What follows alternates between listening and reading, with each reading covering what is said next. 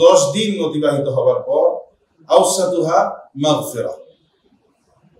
রহমত চলতে থাকে। রহমত সিক্ত হবার পরে আল্লাহ পাকের মুমিন বান্দা বান্দিরা যখন আল্লাহ রাব্বুল ইজ্জতের জন্য ক্ষুধার্ত পিপাসার্ত থেকে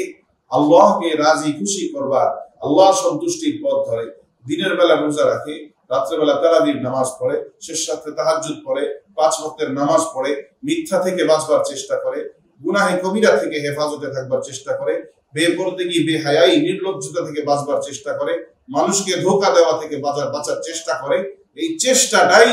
আল্লাহ রাব্বুল ইজ্জতের নিকট তার মর্যাদাকে উত্তর বৃদ্ধি করতে থাকে। এবং রহমতের পর, এই রহমতের দশকের শেষ হবার পর শুরু হয় আল্লাহ রহমতের সাথে শুরু হয় বান্দার উপর আল্লাহর মাগফিরাত। এই রহমত প্রাপ্তির পর যখন বান্দা আল্লাহর নৈকট্য অর্জন করা শুরু করে, রহমতের পথে চলতে চলতে আল্লাহর মাগফিরাত শুরু হয়, আল্লাহ তাআলা তাকে ক্ষমা করা শুরু করেন।